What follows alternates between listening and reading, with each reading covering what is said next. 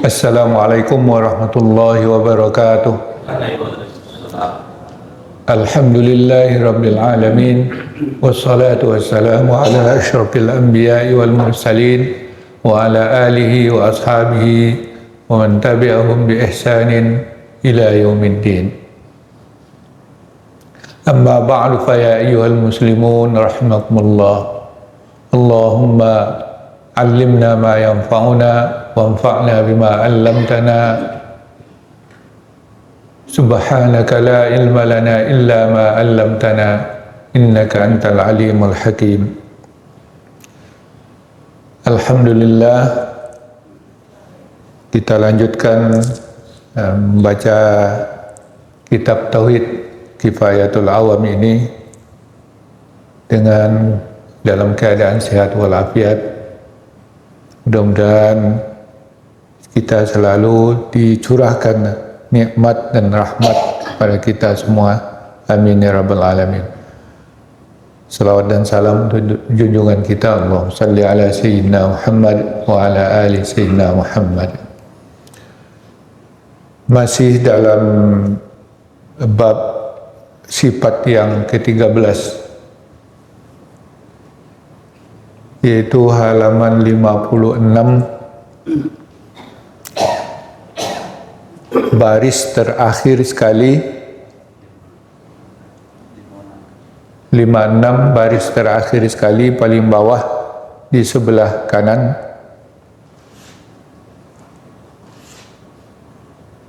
Bismillahirrahmanirrahim.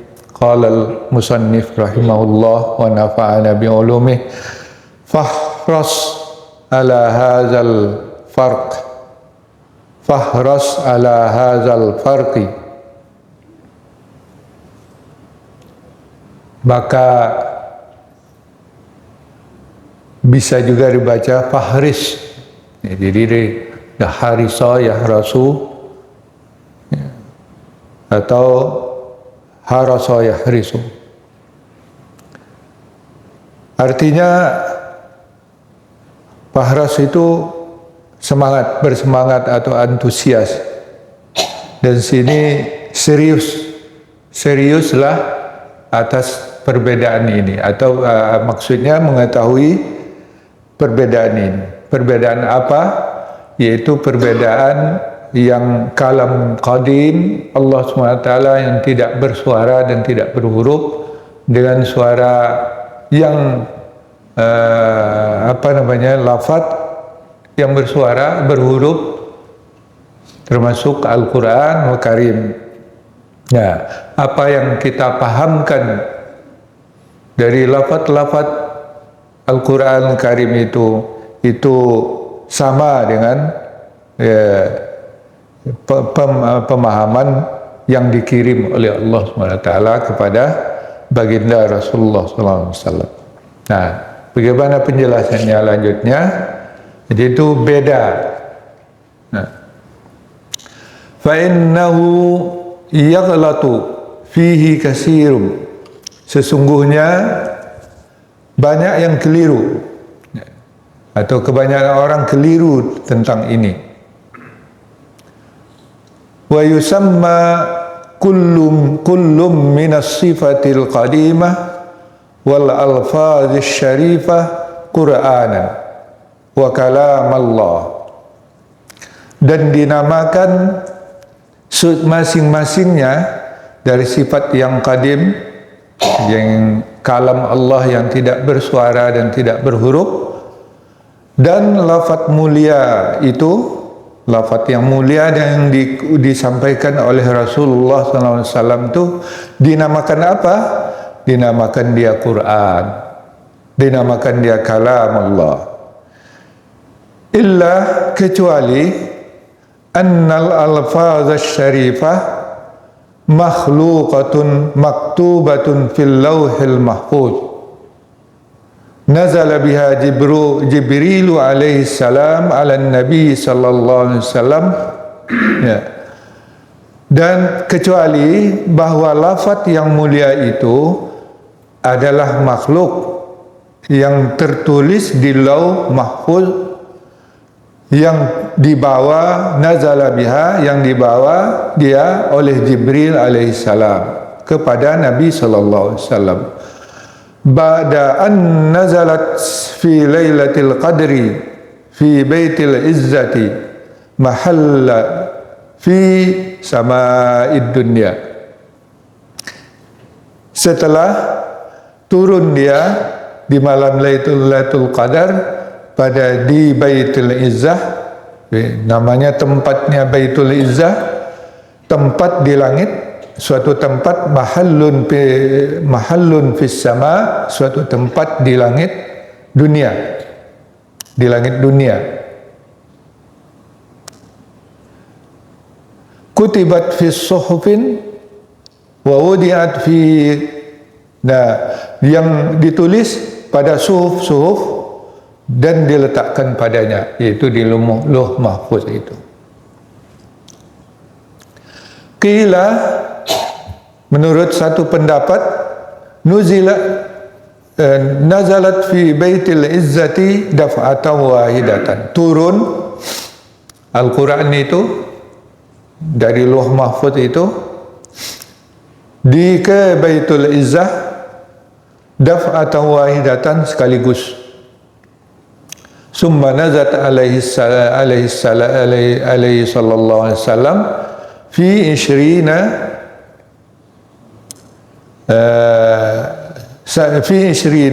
sanatan.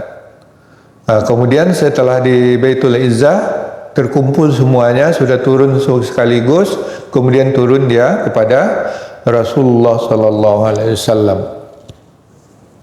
dalam tempo 20 tahun. Wakila fi salasi wa ishrina, dan menurut satu pendapat 23 tahun. Wakila kana yanzilu fi baitil izzati fi lailatul qadri bi qadri ma yanzilu kulla sanatin. Ya. Dan menurut satu pendapat turun ke Baitul Izzah pada Lailatul Qadar sebanyak atau seukuran turun 1 tahun setiap tahun. Ya. Jadi dibagi kalau 20 dibagi 20 lah gitu. Kalau 23 berarti bagi 23. Fi baitil izzati fi lailatin biqadarin ma yanzilu kulla sanatin walam yanzil fi baitil izzati fi baitil izzati daf'atan wahidatan, dan tidak turun ke Baitul Izzah sekaligus, tapi beransur-ansur 1 tahun ya. Itu menurut satu pendapat.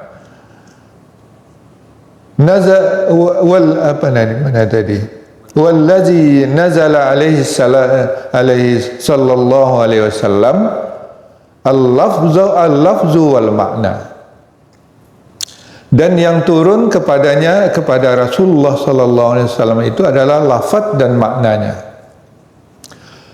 Wakila nazala alaihi al-makna faqat, dan menurut satu pendapat turun kepada Nabi sallallahu alaihi wasallam makna saja tanpa lafaz. Wa ikhtalafal qailuna bihadza, dan berbeda pendapat orang-orang yang berkata dengan ini. Faqala ba'duhum, maka berkata sebagian mereka, abbaran nabiyyu sallallahu alaihi wasallam anil makna bil alfazi min indihi. Satu pendapat, Allah yang mengungkapkannya dari makna yang didapat dari wahyu itu, diungkapkan bil alfaz, dengan kata-kata, dengan lafaz, min indihi, dari Rasulullah sendiri. Wakila allazi abbara anha Jibril alaihi salam. Ya, dan menurut satu pendapat lagi itu Jibril yang mengungkapkannya dengan lafaz. yang menuntun lidah Rasulullah SAW untuk mengucapkannya, menuturkannya. Wat-tahqiqu annaha nazalat lafzan wa ma'nan. Dan tahqiq yang kita tahqiq oleh musannif, pendapat yang dipilih, annaha nazalat lafzan wa ma'nan, bahwa Al-Quran itu turun dengan lafaz dan makna sekaligus. Wabil jumlati, dan kesimpulannya, fassifatul qa'imatu bizatihi ta'ala qadimatun, sifat bahwa sifat yang berdiri di zat Allah Ta'ala itu adalah qadimah, yang qadim, laysat biharfin wala sautin, bukanlah huruf, tidak berhuruf dan tidak bersuara. Wastashkalal mu'tazilatu wujudal kalam min ghairi hurufin, dan orang Mu'tazilah mempersoalkan adanya kalam yang tidak berhuruf. Bagaimana mungkin? Ya, karena menurut orang Mu'tazilah ini kalam Allah itu makhluk, diciptakan, bukan qadim. Ya. Fa'ajaba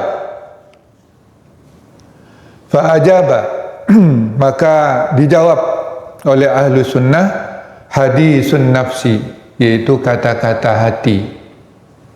Ya, kita kadang-kadang berkata-kata dalam hati kita, dalam pikiran kita, tapi tidak ada lafaz, tidak ada hurufnya. Kita meresapi saja. Itu contoh kalam yang tidak berhuruf dan tidak bersuara. Nanti kita kalam nafsi itu contoh. Kalam yatakallamu bihi syakhsu fi nafsi, yaitu kata-kata yang berkata-kata dengan dia seseorang di dalam dirinya, min ghairi harfin wala sautin, tanpa suara, tanpa huruf dan tanpa suara. Faqad wujida kalamun min ghairi harfin wala sautin. Di makhluk saja sudah ada kalam, perkataan yang tidak berhuruf dan tidak bersuara. Walaysa muradu ahli sunnah tashbiha kalamihi ta'ala bihadisin nafsi, lianna kalamahu ta'ala qadimun wa hadisun nafsi hadis, bal muraduha ar-raddu 'alal mu'tazilati fi qaulihim la yujadu kalamun min ghairi harfin wala sautin. Ya, bukanlah maksudnya di Ahlus Sunnah itu menyamakan kalamnya Allah Ta'ala dengan kata-kata hati tadi. Bukan menyamakan, karena sesungguhnya kalamnya Allah Ta'ala itu qadim, dan kata-kata hati kita itu adalah baru, ya kita yang buat. Bal muraduhum, tetapi maksud mereka mengatakan seperti itu, membuat perumpamaan itu adalah menolak ke pendapat orang Mu'tazilah. Pada pendapat mereka tidak ada perkataan yang tidak berhuruf, yang tidak bersuara. Ternyata ada. Itu kata-kata hati. Waddalilu wujubil kalam lahu ta'ala qauluhu ta'ala wa kallamallahu Musa taklima. Dan dalil wajibnya sifat kalam ini bagi Allah Ta'ala adalah firman Allah Ta'ala wa kallamallahu Musa taklima. Dan juga Al-Quran semuanya itu adalah kata-kata dari Allah Subhanahu wa Ta'ala. Dan ini dalam Al-Quran, Allah berkata-kata kepada Musa dengan sebenar-benarnya. Ya, sebenar-benarnya perkataan. Ya, tapi kita tidak tahu kaifiatnya. Faqad asbata li nafsi kalaman.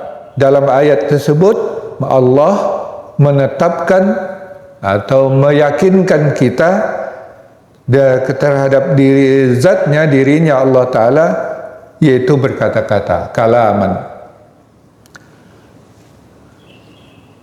Wal kalam yata'allaqu bima yata'allaqu bihil ilmu minal wajib wal jaiz wal mustahil. Dan kalam itu, perkata-kata itu berta'alluq, jadi sasarannya yaitu semua yang tempat ta'alluqnya ilmu, baik dari yang wajib ataupun yang jaiz, yang mungkin, dan yang mustahil. Semuanya dibicarakan oleh Allah SWT. Lakinna ta'alluqal ilmi biha ta'alluqun kisyafin bima'na annaha munkashifatun lahu ta'ala bi ilmihi. Tetapi ta'alluqnya itu, ta'alluq ilmu dengan ta'alluq dengan apa ini, dengan segala objeknya, yaitu ta'alluq inkisaf, yaitu bahwa terbuka bagi Allah Ta'ala semuanya, bermakna dengan pengertian bahwa sesungguhnya munkashifah, terbuka bagi Allah Ta'ala dengan ilmunya semua segala sesuatu. Dan ta'alluqnya kalam, kata-kata Allah dengan segala objeknya adalah ta'alluq dilalah, yaitu isyarat. Ta'alluq isyarat dinamakan dengan makna bahwa annahu law kushifa annal hijabu la wa sami'na al-kalam wa sami'na al-kalam al-qadima la fahimnaha an minhu. Dengan makna, kalau andainya dibukakan kepada kita hijab yang menghalangi kita dari mengetahui kalam Allah Ta'ala itu, niscaya kita akan mendengarnya. Kalam yang qadim itu, niscaya kita akan mendengar kalam yang qadim itu, dan la fahimna ha minhu, dan niscayalah kita akan memahami juga daripadanya. Yaitu penjelasannya kalam ini. Jadi turunnya dari Allah SWT Al-Quran itu yang sudah ada pada zat Allah SWT yang qadim dan juga qadim. Pada saatnya, pada timingnya, ketika Rasulullah sudah siap menerimanya, barulah Al-Quran itu diturunkan oleh Allah ke Luh Mahfuz. Ya, Luh Mahfuz. Dari Luh Mahfuz itu sudah diberi huruf dan suara. Baru turun dia ke Baitul Izzah. Sekaligus, kata satu pendapat, ke Baitul Izzah sekaligus. Dan di malam Lailatul Qadar itu turunlah dari Baitul Izzah kepada Rasulullah SAW selama 20 tahun atau 23 tahun beransur-ansur. Ada pula pendapat yang mengatakan turunnya ke Baitul Izzah itu hanya sekali setahun. Untuk wahyu setahun diturunkan ke Baitul Izzah. Lalu secara beransur-ansur diturunkan kepada Rasulullah SAW. Nah, ini disanggah oleh kaum Mu'tazilah, karena menurut orang Mu'tazilah Al-Quran itu makhluk. Kalam Allah Ta'ala itu diciptakan oleh Allah Ta'ala ketika diperlukan. Dia tidak qadim. Bagaimana pula ada kalam, kata-kata yang tidak berhuruf dan tidak bersuara. Nah, contohnya dicontohkan oleh orang Ahlus Sunnah dengan kalamun nafsi. sebetulnya suara itu artifisial, bukan hakikat dia. Suara itu sebetulnya hanya getaran. Ya. Lalu getaran kita bersuara itu karena ada getaran di getaran itu menimbulkan gelombang, namanya gelombang suara. Ketika dia menjadi gelombang itu tidak ada huruf, tidak ada suara. Cuma gelombang itu melanda gendang telinga kita. Nah, jadi suara yang kita dengar sekarang itu adalah gelombang yang keluar dari mulut saya ini, ya, diperkeras oleh itu, gelombangnya bertambah kuat dan dia menggoncang gendang telinga kita sehingga kita bisa mendengarnya. Sebetulnya gelombang itu tidak ada huruf, tidak ada suaranya, cuma sudah dipolakan oleh gendang telinga kita sesuai dengan getaran yang keluar. Jadi begitu getaran itu keluar menimbulkan gelombang suara, itu dia lepas dari huruf dan suara. Bisa ditangkap kalau kita pancarkan. Ya, ini menangkap di gelombang ini. Alat ini gelombang suara saya ini ditangkap oleh pengeras suara ini sehingga keluar dari situ. Demikian juga pemancar suara radio. Ya, itu contoh yang kedua. Pemancar radio dipancarkan gelombang itu. Berapa jaraknya antara Jakarta ke sini? Dipancarkan orang. Antara jarak dengan Jakarta itu tidak ada suara dan tidak ada huruf itu. Cuma oleh alat ditangkap gelombang tadi.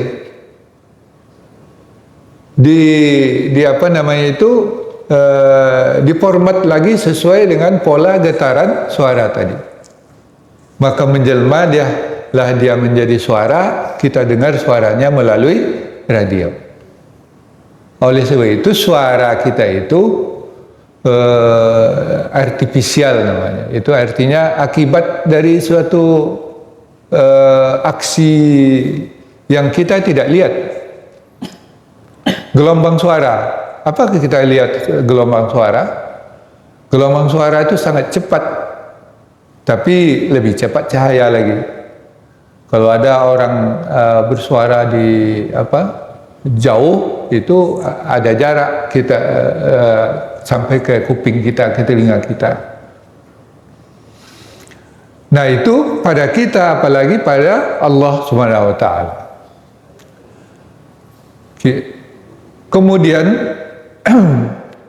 kita tidak mempunyai, makhluk ini tidak mempunyai kemampuan untuk mengalami suara Allah, kalam Allah Ta'ala.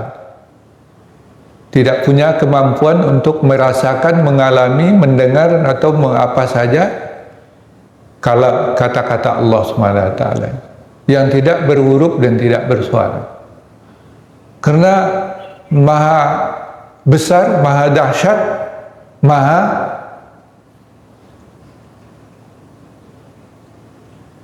begitu kita di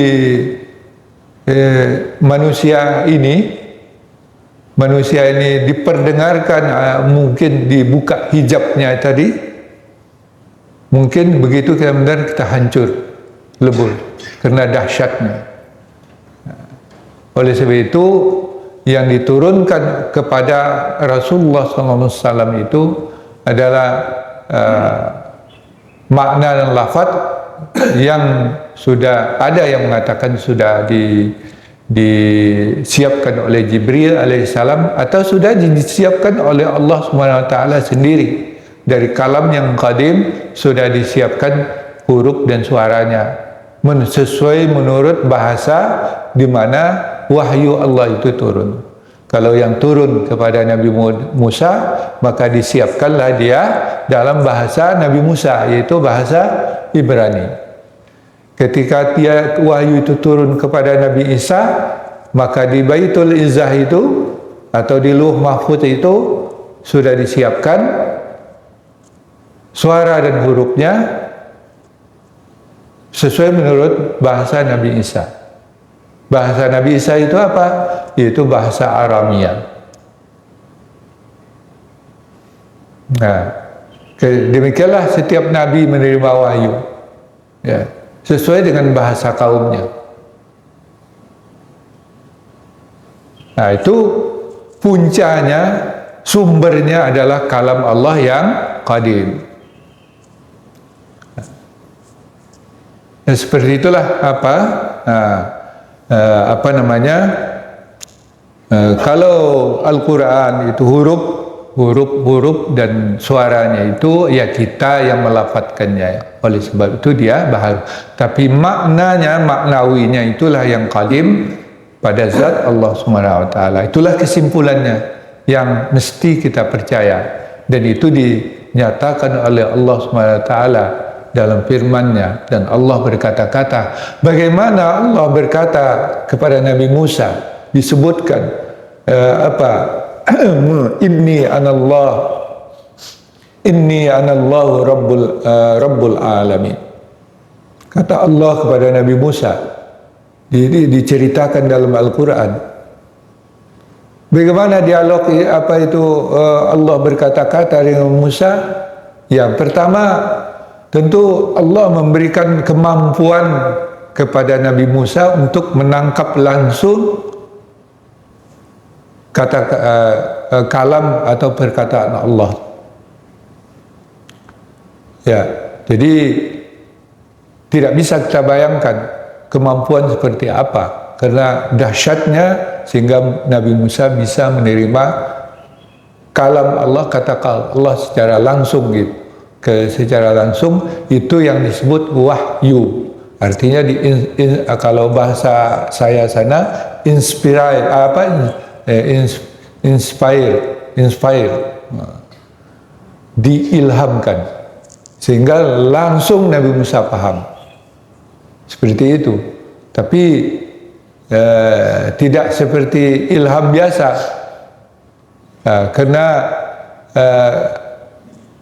petir aja kalau menyambar kita hancur kita. Ya, itu makhluk. Kalau suara Allah yang dibukakan hijab, kalau tidak diberi kemampuan oleh Allah kepada kita untuk menerimanya, hancur. Nah, ya seperti itu kira-kira gitu. Jadi Nabi Musa itu diberi kemampuan oleh Allah SWT untuk menerima kata-kata Allah, kalam Allah itu. Wallahu a'lam bishawab. Siapa dulu?